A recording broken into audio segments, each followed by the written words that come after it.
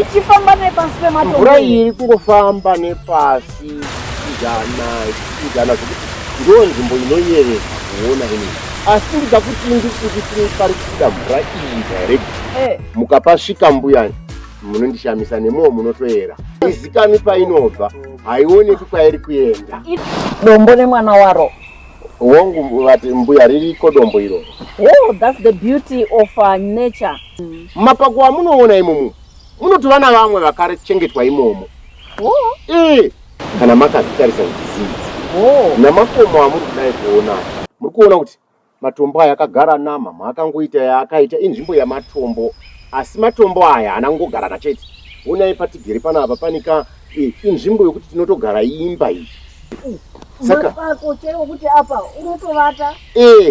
Saka muri yeZimbabwe mbuya nemisekuru pane mamwe mafeatures atisina kubata pano. Zvaakuda kuti ndimbosvika nemwe pane kumwe kukosha zvezvakare.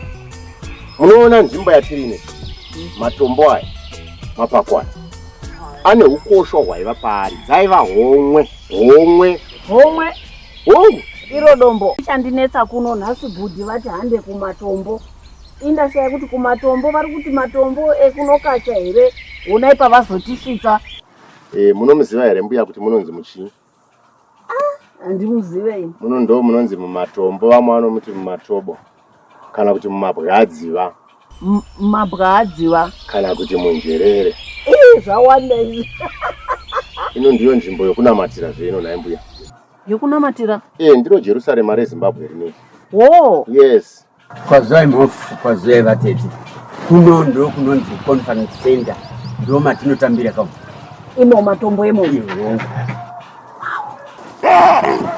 Zvino kana monzi muJerusarema kutouya kutononamata paine chatinonamatira here kana kuti kungonamata in general? Mbuya iyi inhoroondo. Naishava zvamati nzvimbo ino ine hukoshwa, ndiudzeka huspeciality hwacho kuti iri too special pakudii? Mbuya nemi muri yeZimbabwe nzvimbo yamunoona yatiri ino ine nhoroondo yakakura kwazvo. Asi tisati tapinda zvedu munhoroondo dzakawanda. Mofu ini munoziva handidi zvekutenderera. Ndinoda kungoti gaga nokuti mune vana vakateerera kunzou kudzimba uko. Kana ipo panoti nevana vadiki vasingazivi varoda kufanira kuti vazive kuti tiri kuti kudii. Apa ndikurevera geographical location. Itai kuti vanhu vazive. Vazoti nevekumba ndati vari kuti idi pwereka. Ndipapo sekuru chauruka muri yeZimbabwe. Nzvimbo yatiri inoi inozikamwa senzvimbo yenjerere. Vamwe vangaiti matobo, vamwe vangaiti matoposi. Asi regai nditi inonzi matobo nokuda kwei? Anoona matombo akatikomberedza naye ari kumusoro kugomo kumusoro uko. Inzvimbo ine makomo matombo akawanda mairi. Mukachitarisa nzvimbo inoi inokugara kwatakaita, mukadzika pazasi apo muchaona kuti pane rwizi. But rwizi rwamuri kuonawo ndakuti murutevere hamusi kumboona kwaruri kubva nokuti dziri kutekana kana makazitarisa nzizi. Namakomo amuri kudai kuona muri kuona kuti matombo aya akagara nama makangoita yaakaita inzvimbo yamatombo, asi matombo aya anangogarana chete. Onai patigere panapa panika inzvimbo yokuti tinotogara imba iyi. Mapako chero kuti apa unotovata. Saka ndio nzvimbo inoi right. Chaita kuti nzvimbo inoi inyanyise kukosha, ine mhuka dzinorarama muno. Mhuka idzi chinoita kuti mhuka idzi sununguke kuva munzvimbo ino, chokutanga ine zvokudya takataura chiya. Chechipiri ndichasvika munyaya yakakosha, ndoziva kuti mune nyaya makateya kudya. Handei nekumakevi mati mune mhuka. Taurai kuti vana vazive. Kana musingazvizivi hamuziva tisana chairman kuno tinokutaurirai ndokurondedzerai. Right, ndinokutsanangurirai sekuru, ndinokutsanangurirai muri yeZimbabwe. Nzvimbo yatiri inoi ndichingoramba ndichienda mberi nokupamidza kukosha nekuyera kwayo. Chiregai ndichinyanya kubata geographical location. Nzvimbo yatiri inoi kune vanoziva nyika yedu mamiriro yakaita iri mumaTebeleland South. Kana makaitarisa muri muBulawayo, kungofamba something like 34 to 36 kilometers watova mugomo matiri munomu. Asi haringozi gomo chete paubato hwenyika ino tikaitarisa yatova National Museum kana kuti National Park inochengetedza nokuchengetedzwa ukoshwa nohuyera hwenyika yedu. Ndisati ndanyanya kupinda mune zviri mairi, ndoda kupai maboundaries nezvatakafuratira nokufuratira nokutarisa nokudii. Munoona kuseri uku kwatiri kudai, ikoku ndo kune mapisa. Mapisa patanga tichiitira independence izvozvo. Mofu Tatichiita independence panzvimbo yakatokomberedza patiri panapa kumapisa uku kwamuri kuona ndo kune Hwange uku kwamuri kuona uku tatotarisa Botswana izvozvo. Taakutobuda kunze kwenyika. Bulawayo ndo yamuri kuona yabva kumashure kwedu. Wakatangira matombo uko amuri kuona ndo kune Felabusi ikoko. Chingobva muFelabusi tapinda muBerengwa. Taakutodzokera Harare. Uku kwamakatotarisa uku kunana Maodzanyemba uku ndo kunana Lupanizvo. Taakutotarisa Hwange Forest kusvika tabuda. Uku kwamakatarisa kwatati kunana Mapisa uku munotopinda makatarisa kunana Banda, mutotora makadai makatarisa kuBeit Bridge. Takatotarisa kuti South Africa nokukwirira zvino kwakaita nzvimbo inoi Shava masirira kalanga plum tree. Sekuru Chauruka, mukasiya nzvimbo idzodzo hamuna kutaura zvamata vana havanzi kuti mati. Sekuru Chauruka, pamaona ndataura vana Kezia vana Mapisa ndanga ndiri kutotaura nzvimbo dzinotova namakalanga. Ndiko kuBukalanga. Bukalanga ndiko kanyi kwetu kunochoka njowa nemabataliyoni. Ndatotaura nzvimbo idzodzo kutotaura kwese kutosvika kwese kwandanda kutosvika kunana Kezia ndanga ndiri kutotaura nzvimbo dzemakalanga. Saka hongu handina kunge ndabudisa zita rokungoti plum tree, asi ndatobata nzvimbo dzavo dzese. Mvura iri muno yakawanda zvisingambobviri. Imo mumatombo. Mumatombo mamuri kuona manimoona mapakwai. Mukatotidzika ipapo apa muri kutodzikapo. Shava ndikubatei muromo. Nyaya yemvura kana makuda kutaura nyaya yemvura inotaurwa nesu vana Chembe. Imi mabhuranchi manager imbodzika mai. Tinoziva kuti maitirevererani munotireverera tozviziva.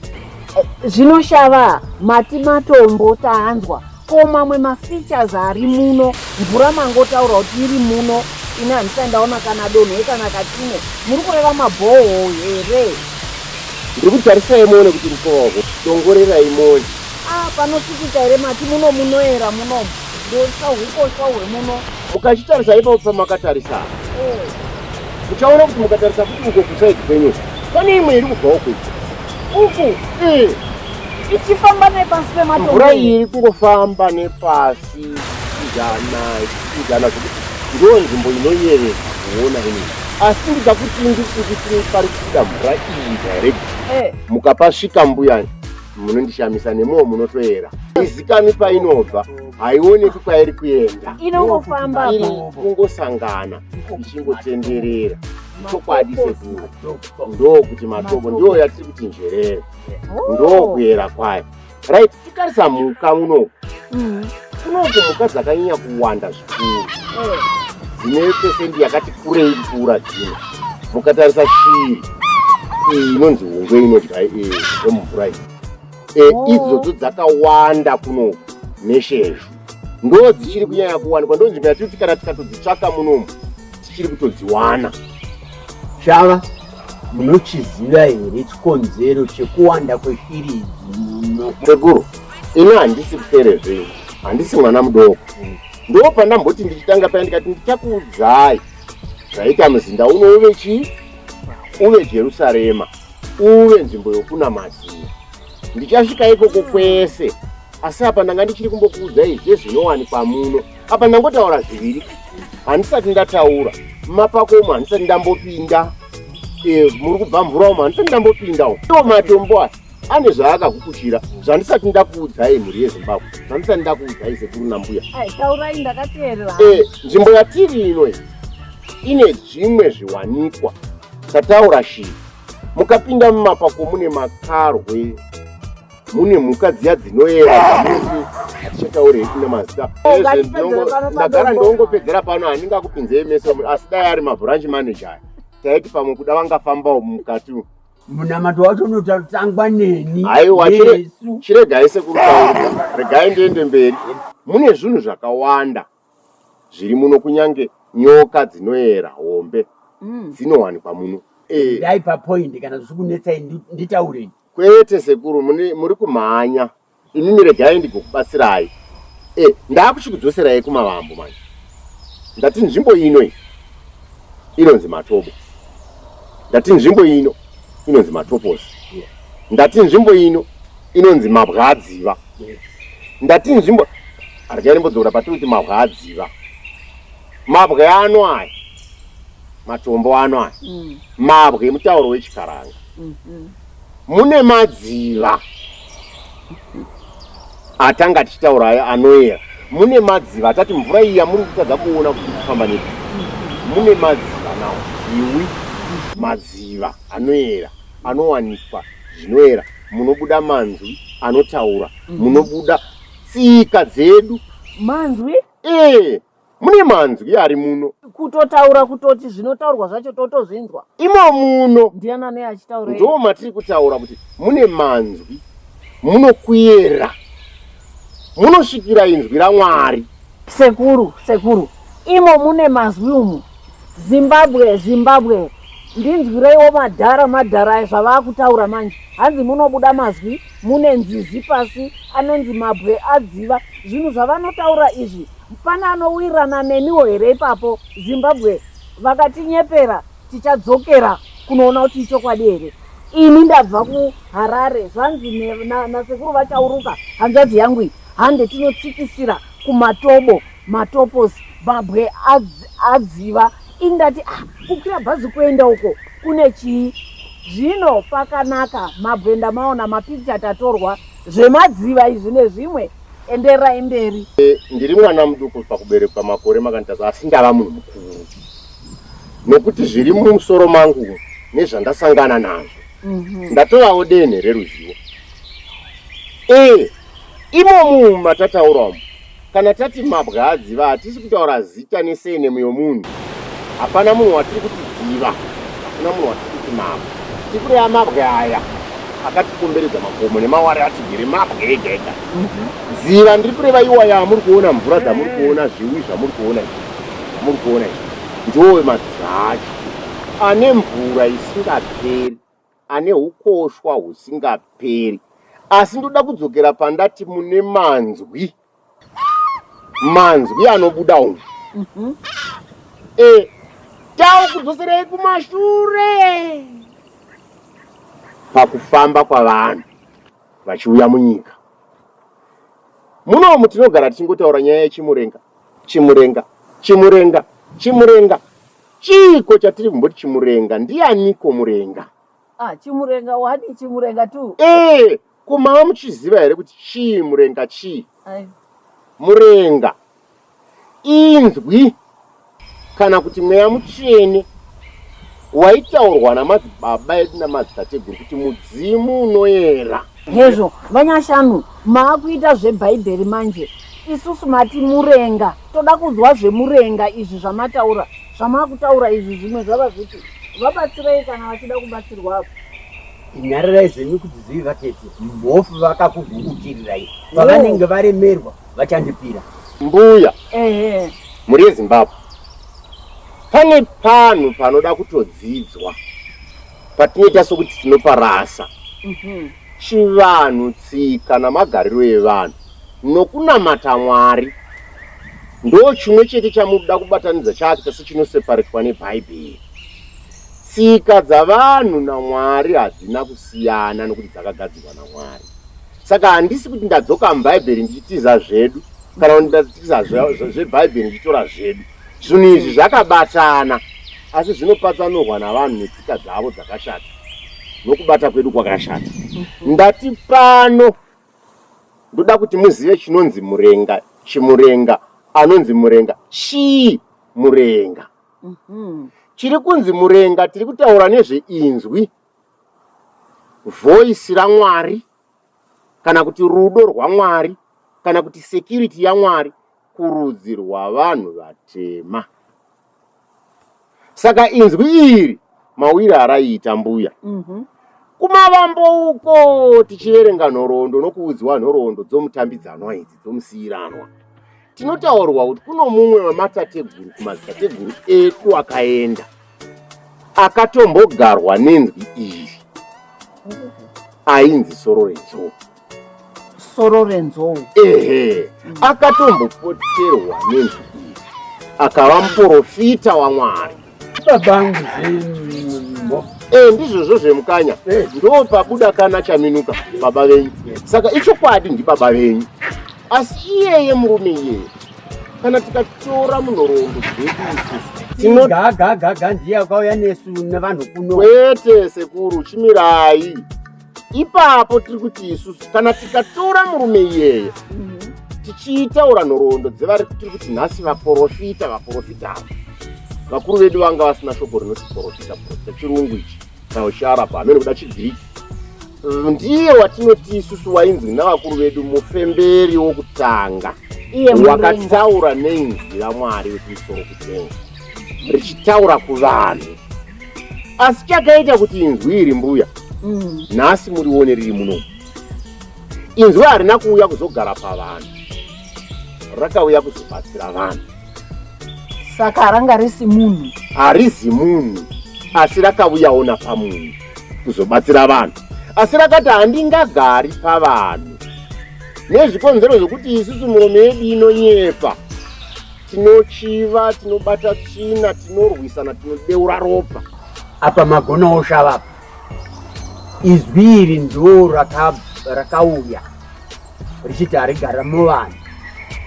Asi mukanzwi kwandakutaura ndiri mumatombo. Mirai sekuru, mirai. Tiri kuti inzwi iri tanga tiri kutsanangurira mbuya nemhuri yeZimbabwe kuti vanzwisise kuti rakamboapia sei.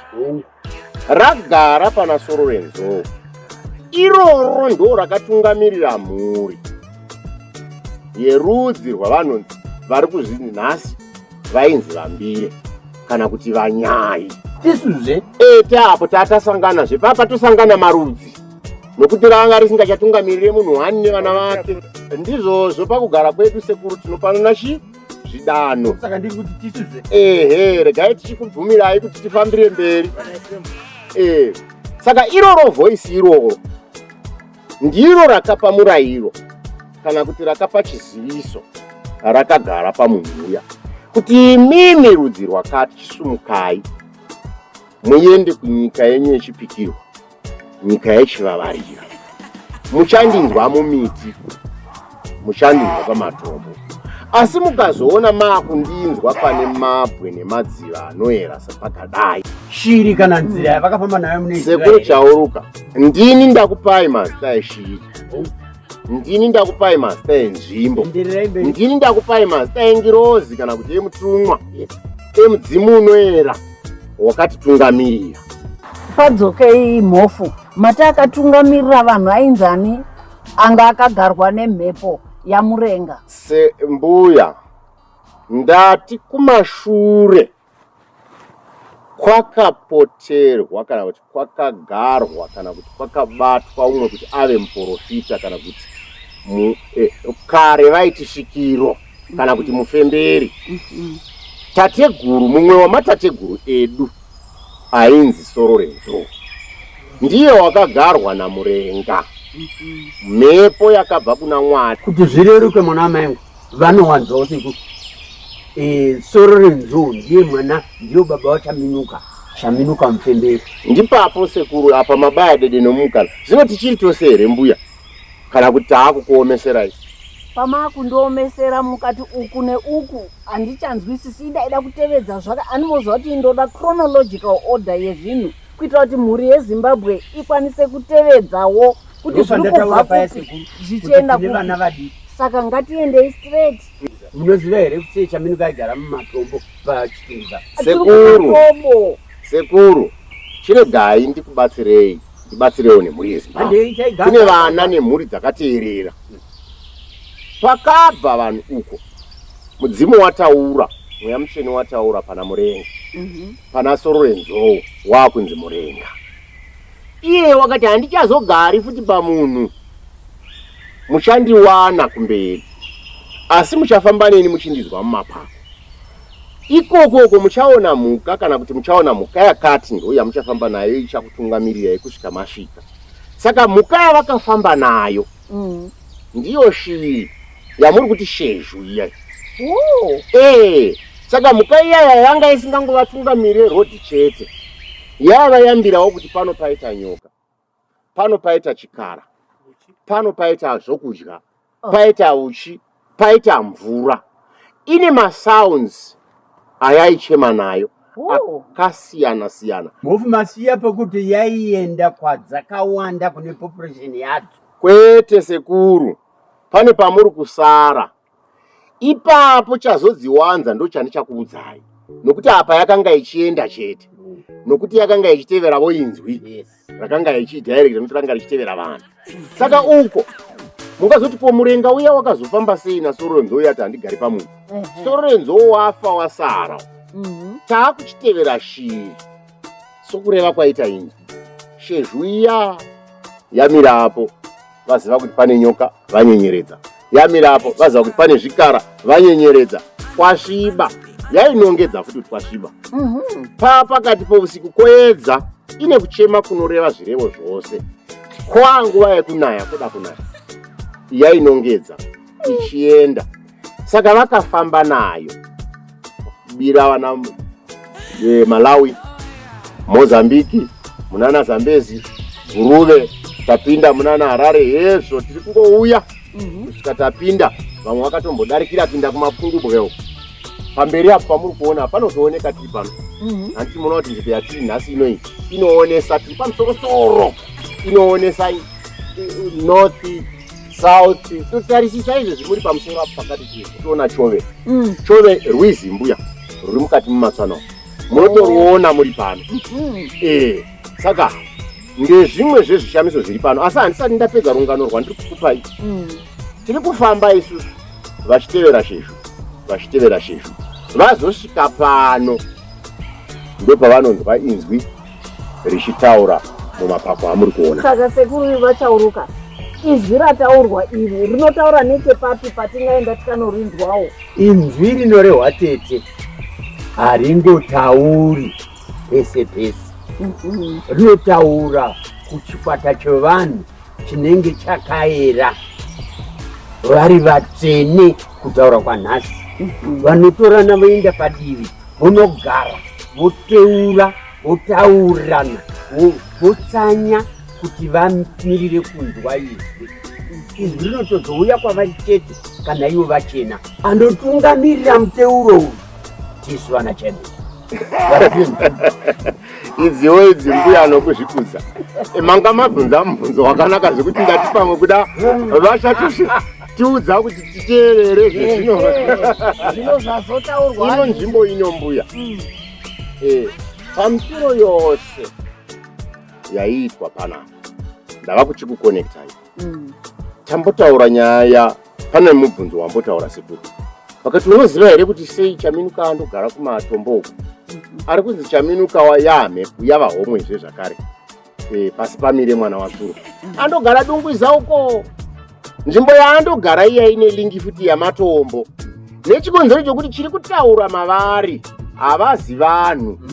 Mudzimu unoyera unobva kuna Mwari. Kune vanoverenga Bhaibheri vanonzwisisa kuti shoko raMwari rinotaura kuti simba rangu riri pamusoro pemvura. Saka mvura haisi mvura yose yose inogara simba raMwari. Inogarawo kwakasununguka, kune security, kwakapora, kusina tsvina, kusina ruzha rwavanhu. Saka mukandotarisa lingi yeDungwiza namapako aya nezvimatombo zviya, nepaiva nemadziva aya, nelingi yamaakuchiona kuno manje, zvaakupostirana nokuti inzwi iri rinofamba. Pane lingi yatisiri kuona pana, inoonekwa chete nevakayera.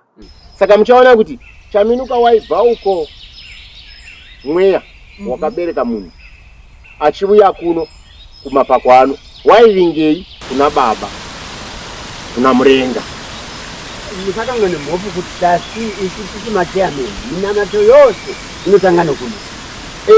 Ndipapo sekuru. Apa huchairman ndehwei huri kutaurwa, nokuti apa tiri kuda kudzidza zvamurenga nematobo. Tsika dzavanhu mbuya dzagara dzaipanana zvidanho. Pachidanho chingori chimwe chete mbuya. Tiri kutaura nyaya Chaminuka inzwi rauya pamunhu.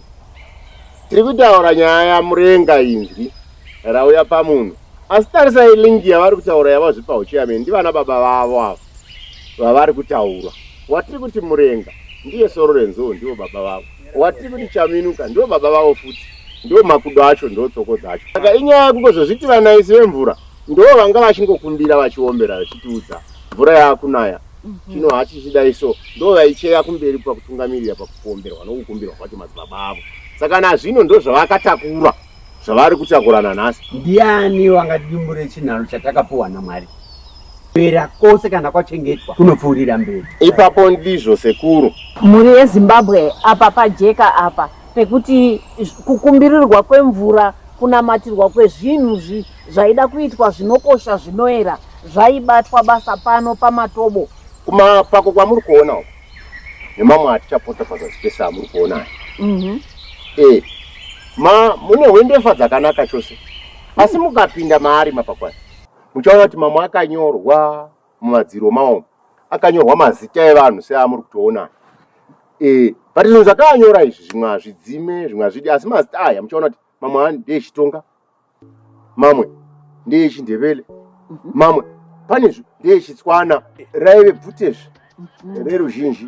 Saka uye rinochengetedzeka nokuti kana mangosvika munomu hamuitwe chakaipa muno. Hamuparari munhu munozve manga mune security. Ndosaka muri kuona shiri dziya dzamava muchitaura kuwanda kwadzo kuya dzinotofarira kuno nokuti kune security. Asi haisiyo nyaya toda kupinda mumapako matari tichitaura muya. Mukatomufambawo muchaona kuti makanyorwa mune chii handiti. But mukatarisa kuti chii chakanyora chimwe chachichi, rimwe iropa remhuka. Kune dzimwe mhuka dzokuti kune vakadzidza vaya sekuru chauruka vachatibatsira. Mukashandisa ropa racho aridzime. Asi munozonditizve wakutaura zveBhaibheri. Handiti munoona pakaendwa Ejipita naMozisi naAroni paya. Mwari vachida kungoratidza ukuru hwavo, vane murayiro wavakapa weropa rokunyoresa. Zvikanzi isai ropa pamagwatidziro edzimba. Ropa harina ongorehwa rose rose, vakareva rehwai. Rine shaini, rine maki yaro, haridzime futi. Kana ratongooma ipapapa haridzime nyore. Vaiziva kuti kana kukanaya kana kukapisa harifeti haridzime. Ndosaka muchiona lingi yani maiona inoramba ichidzoka yechivanhu chedu shoko raMwari Bhaibheri zvichingodaro nokuti chivanhu chedu ishoko raMwari. Ipapo ndapabata pamaitaura Murenga paazosiya shiri. Vazira here vainyora vacho? Vanhu vainyora imhizha, vavhimi navafambi. Vamwe vacho vafudzi, vamwe vacho vaipfuura, vamwe vacho vanenge varara, vamwe pacho vanenge vari kungopfuurawo kuti vagozoyeuka kuti apa takapfuura nepo.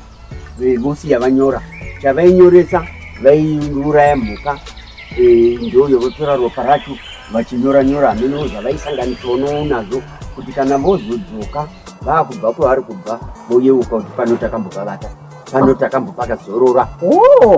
Saka mhuka dzacho idzo dzakadhiroiwa vaitodhirowa neropa remhuka yavabaya iyoyo. Yavabaya, vamwe vaito yavauraya iyoyo ndo yavaitodhirowa vachitarisa pairi vachidhirowa. Saka ati yakagara iriko mhuri yeZimbabwe padhiroiwa neropa, kwete kuti patsvagwa inki kana kuti pen kana kuti penzura, pakashandiswa ropa remhuka yabayiwa nezvimwewo zvakadaro. Zveichokwadi mbuya. Ndafunga kuti vachanyatsotsanangura kuti imhizha navavhimi vazhinji vaiita zvinhu. Imhizha navavhimi. Kana ndati vafambi Zimbabwe, kana ndati vafambi ndikureva kuti matourist kutaura kwenyu kwamazuva ano. Aiwaka apa pajeka imati matravelers vafambi ava vati mhizha navavhimi nekuti marudzi anoenda achikanyanisana. Mhuri yeZimbabwe mbuya nemisekuru, pane mamwe mafeatures atisina kubata pano zvaakuda kuti ndimbosvika nemwe pane kumwe kukosha zvezvakare. Munoona nzvimbo yatiri ine, matombo aya, mapako aya ane ukosha hwaiva paari, dzaiva homwe iro dombo maitowanikwa upfumi muno. Motopatanura Aya idzi hoko dzamunoona mapako amunoona maitochengetwa mariwo. Mune upfumi hurimo, munotori nepfuma dzavakuru. Musina mbavha inozouya zvayo ichiba. Kuno hakutambirwi zvendataura ndikati kune security yakati kurei. Kunotaura inzi kune mudzimu unoera. Apabatwe. Akubatwe batwe. Mapako amunoona imomo munotova navamwe vakachengetwa imomo. Mune hama dzirimo mumapako aya. Maruware amunoona aya pandaa kuda kuti mudzike muone muchembere. Toda kuinda nemwe pane imwe feature iyo inoita kuti matoristi vamwe vauye vanobva kunze kwenyika vafambi vambotaurwa nasekuru vaya. Queen chaiye akauya munomu, Queen Victoria 1953 akapatsika pana. Anditi munoona pazasi apa. Feature iripo iyo ndio inoita kuti tikasasvika kuno, tikasapasvika ipapo, tikasapataura, tikasapanongedza muri yeZimbabwe haigoni kuona kuti tasvika kuno. Munoona muimperialist akavatapo. Icho chamunoona chifo kuona chakavakwa zvakanaka icho. Ndiro guva rarodzi iroro. Sisi verenga yapo. Sure.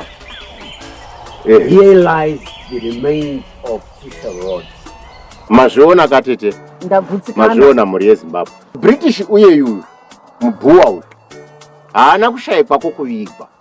Panotova nenyaya dziripo ipapa.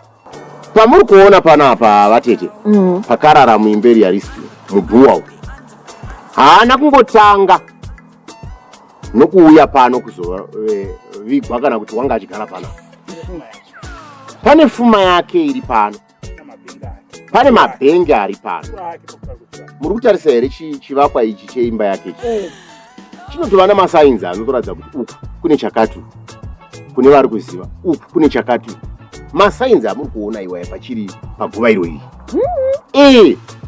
Uyu murume haana kufira muno munyika muno. Ichokwadi. Ipo panapa mamuri kuona mumapako maivigwa upfumi hwavo, ndosaka maona hoko iyaiyo yataona pabako apo. Idura iroro raivigwa upfumi hwavaiviya, ndopaaviya achiviga upfumi hwake kuno, nokuti vakanga vastadza. Munoziva vanhu ava vanoti vachipinda munzvimbo dzavamwe paya vanobvunza kuti panoera ndapapi, vanasekuru vanoremekedzwa ndavapi, madzimambo ndaapi, vobva vaziva nzvimbo yenyu. Saka mukunzwisisa kwaakaita nzvimbo inoyi akabva atonosvika akati ipapa panapa mbuya nemi muri yeZimbabwe sekuru chauro ndopavete Rhodes. Ungagoudza imi here ndau yakanga niko nematoristi kuno? Tinoziva sekuru munouya ibasa renyu, asi tinoitira vana nemhuri yose yeZimbabwe kuchengetedza. Taurai zvenyu because iyi inhaka yedu isu tiri kukura nevamwe vachazouya. Uchiregai ndichipendera. Ndinoziva mune shungu chose, mune shungu chaicho. Muri yeZimbabwe sekuru nambuya. Nzvimbo ino iyi sezvatanga titaura tinongedza mapako aya, tinongedza ukoshwawo. Taakutarisa kumapako pamunoonawo. Sezvamaona kuno hakuna chinomboitika chakashata. Nzvimbo ine ukoshwa, inzvimbo yakachengetedzwa zvezvakare. Anomaona kuti patapindawo gedhi uko tabhadhara mari, tabvunzwa nguva, tanyoresa mazita nezvitupa. Nokuti pakusanangurwa kwayo yava nzvimbo inokosheswa nehurumende yeNational Parks. Saka zvese zviri kuno zvakachengetedzeka. Mapanzwa akambuya. Wanzwa? Tazvinzwa uye tadzidza. Tiri pano pamabwe adziva. Matimaona zvese here vatete? Zvizhinji zvokuona. Tienda newe here kudombo rakabereka mwana waro? Dombo rakubereka mwana naye? Ndati dombo nemwana waro. Uda unoriona here? Kupi kombuya? Mabalancing ropes akabereka nawo. Rimwe rakabereka mwana, chaimwe pamugana. Patara, taakutonanga kukezu. Vanotova neficha iripo yedombo rakagara pamusoro perimwe rakabereka mwana waro. Every tourist anouya muno anotoda kutosvika ipapo kuti apaone dombo nemwana waro. Wangu vati mbuya ririko dombo iro. That's the beauty of nature. Ndokusika kwaMwari. Muri yeZimbabwe uyu zvamuri kuona matombo amuri kuona, dombo ramuri kuona nomwana waro kungoratidza unyanzvi norudo rwaMwari nokusika kwaMwari. Idombo rakangosikwa rakaberekawo mwana waro kumusana. Sezvamangoona pawendefa dzatigerewo dzatanga tigere dzematombo idzi dzakagadzirwawo zvakanaka, rakariri bvute rakanaka. Saka zvinongoratidza ukuru hwaMwari kunzvimbo yatiri ino iyi nenyika yose yeZimbabwe. Ndozve zvimwe zvatanga takakubatirai nhasi.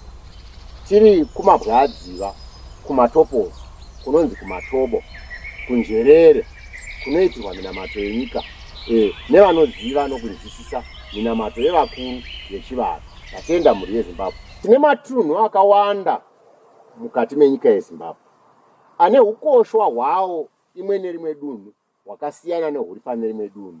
Asi nekufamba kwenguva nezvirongwa zvatinofamba tichiita izvi, tichakupai imwe neimwe nzvimbo yacho sezvairi kana tichinge tasvika pauri. Ndatenda mhuri yeZimbabwe, muungani nyashanu. Tisangane mune zvimwe zvirongwa. Janet Mhlanga, Nyanduri. Ndinotenda ndinonyewe mazuva ese sekuru Chauruka. Ndinotenda kuve nemi, tosanganazve mune zvimwe zvirongwa.